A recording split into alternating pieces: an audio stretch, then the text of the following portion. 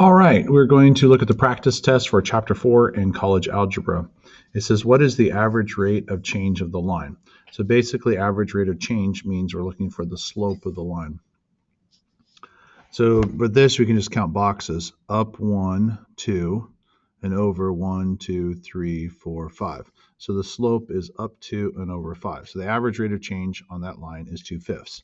Let me double check. 1, 2, 1, 2, 3, 4, 5. Okay. Now, to find the intercepts, notice it doesn't hit right here and it doesn't hit right there at exactly numbers. So I want the exact decimal for this. So what you need to do is you need to write the equation of the line. Y is equal to mx plus b writes the equation of the line. So we need to pick an x and y value. I'm drawn to that one right there. And that's the one that I used on the answer key that you'll have access to as well. So x is 3 and y is -2, or -3. So -3 is equal to slope, which is 2/5, x, which is 3, plus b. Then, looks like I did it in point slope form, but you can do it this way either. So the answer key is a little bit different because I did it in point slope. -3 is equal to 2/5 times that. That would be 6 over 5 would be 6/5 plus b. 6/5 is 1.2. Subtract the 1.2 over, and you get -4.2 is equal to b. So there's the equation. Y is equal to 2/5 x minus 4.2. That's the exact equation. So I just found by accident the y-intercept. The y-intercept is -4.2. So intercepts 0, -4.2. This is the y-intercept where it crosses the y-axis. All right. The x-intercept is when y is equal to 0. So 0 is equal to 2/5 x minus 4.2. We're going to add the 4.2 over, and we get 2/5 x. So we're going to divide by 2/5. So my calculator here. So we got 4.2 divided by 2/5, which is 4/10, so 10.5. No, that's not it. Oh, it's 10. It is 10.5. 10.5. So 10.5 comma 0 is my x-intercept. So what happened is it's supposed to intersect over here. My line got a little bit off.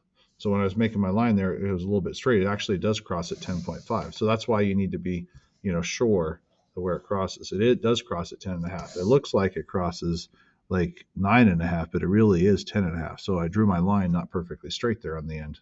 Yeah, you can kind of tell I kind of curved it up a little bit. That's a whoopsie me. All right, so there we go. So what did I do? I wrote the equation here. That is the y-intercept. And there it is. And then the x-intercept, you put y is 0. And I solved by adding over and dividing by 2/5. And I got 10.5. So you can tell that the x-intercept really should be 10.5 comma 0. All right. And you can see that's at -4.2. All right, so then we have an upside down parabola at this point on number 3. So we can tell it's an upside down parabola. It moved 5 spaces to the left and down 3. So I'm going to make a makeshift drawing here. 5 spaces to the left would be -5, down 3 would be -3. And it's like so. 1, 2, 3, 4, 5, down 1, 2, we'll say 1, 2, 3. Okay, so it's kind of in that quadrant right there. The maximum is -3. So the max is -3 when x is equal to -5. So that's the max when it's -5. Interval of increase. Well, it increases before -5. So from -infinity to -5 is when it increases. Then the axis of symmetry is where it's cut in half like so. That's at x is equal to -3. And the range is from the maximum down. So it's the same answer, kind of the same. Oh, it's the y values. So it's from -infinity up to -3, which is the maximum. And everything, oh, I messed up. Everything below that. The axis of symmetry is at -5. So let me wipe that out. Uh-oh, just knocked my phone off the hook. Now I got stuff everywhere here. I can't find my whiteout. Where's my whiteout? I guess the whiteout is gone. I buried it somewhere. Oh, here it is. Found it. Okay, I'm trying to do like 12 things at once here, so I got a little excited. -5. There we go. All right. So here's my makeshift graph. It's over 5, which is that to the left, down 3, and it's upside down. I know it's upside down because a is -2. So the maximum, the highest point is -3 when x is 5. Okay. The interval of increase, it goes from here to there. The interval of decrease will be afterwards. The axis of symmetry is the x-coordinate of the vertex. And the range is from the highest point of 3 negative down. So that's how we write that. Okay, this is the last lesson here. You got to figure out when this is positive. When is this parabola positive? So the first thing you want to do is you want to figure out when is the parabola equal to 0. So we're going to solve this by factoring. And I'm going to put the 7 here and the 1 here, because if I multiply those two together, I get 7x, which needs to be positive, and then minus 2x, which is that. And I'm figuring out when it's equal to 0. So we get 2x plus 7 is equal to 0. X minus 1 is equal to 0. Subtract the 7 over, 2x is equal to -7. X is -7 halves. Add the 1 over, x is equal to 1. Okay, so this is when it's equal to 0. We want to figure out when it's positive. So I'm going to make a number line here. I'm going to put -7 halves on the number line. That's when the function is 0. And that's an open circle because we don't want it to be 0, we want it to be greater than 0. And then 1 is where it's 0, and that's going to be open circle as well. So I have to figure out, am I shading in between or shading on the outsides? What I've done is I've cut the number line into 3 parts. There's a part here, a part here, and a part here. So if I pick a number in this interval, which is x is like, I will say 10, right, would be in that interval. If I put 10 here, that'd be 200, be 50, 243. So on that interval, it works. And then if you put like -10 in here, it would also work. So the answer is on the outsides. That's when this parabola is positive, not in the middle, but it's going to be positive on the outsides.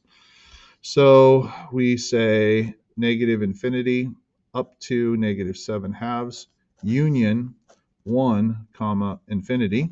So in that interval, which is here, and this interval, which is there, that's when it's positive. The first thing you got to do is figure out when it's 0, make those marks on the number line, and then you can test numbers to figure out when it's positive and negative. Because greater than 0, right, means positive. Greater than 0 means positive. Okay, write the equation of the parabola. This is my video that has 65,000 views. So y, oh, I gave you that. So there's my x and my y. And then this is my h and my k. H and k, x and y. So here we go. Let me make this a little bit taller. Refocus. And y is equal to -7. So -7 is y. A is what we're looking for. X is 4. H is 2 squared. K is 3. So we got to figure out this answer first. Well, that'd be 2 squared is 4. So -7 is equal to 4a plus 3. So this answer here needs to be multiplied by a. Subtract the 3 over, so you get negative 10 is equal to 4a. Divide by 4, and negative 10 over 4 is equal to a, which is negative 2.5. So y is equal to negative 2.5x minus h, which is 2 squared, plus k, which is 3. So this equation holds this parabola. Okay, number 5. R of 15 means you just plug 15 in. So you take the 15, you plug it in there. For time purposes, it's 363.75. What does this mean? It's the revenue, R is revenue for 15 units sold. Okay, we're going to maximize the revenue. So to maximize revenue, this is an upside down parabola, right? There's a plus 0 there. So it's an upside down parabola going through 0, 0. And there's going to be a maximum revenue for X and R, or maximum value somewhere in the parabola.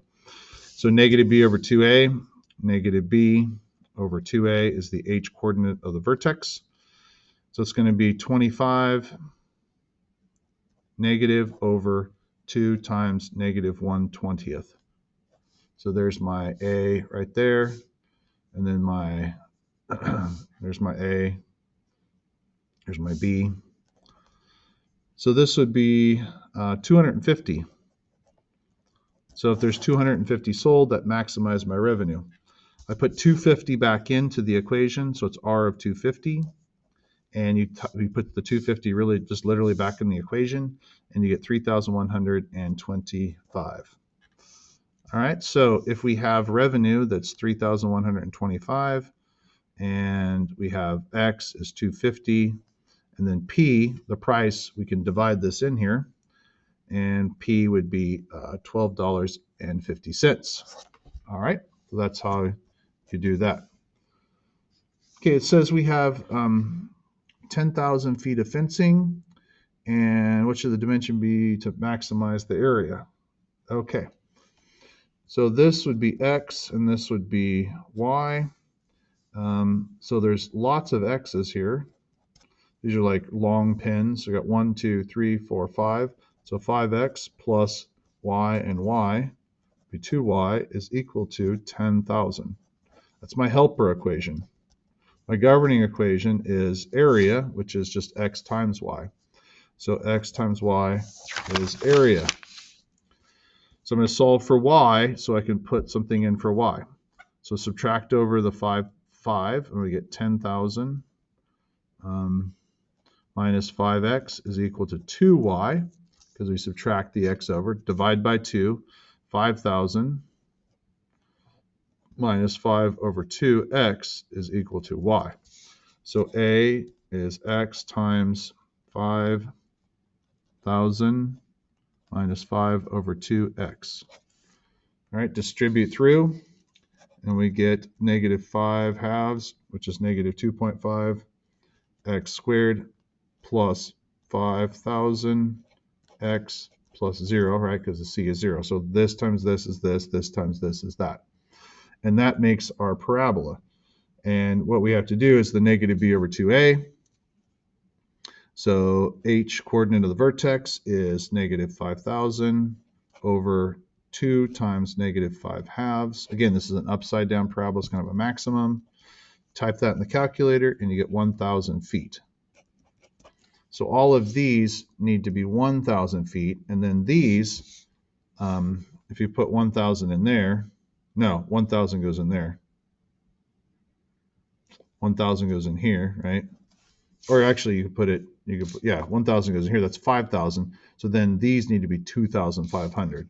So y is 2,500 feet, right? Because if it's 5 times 1,000, would be 5,000, and then 2 times 2,500 would make the other 5,000 to make 10,000.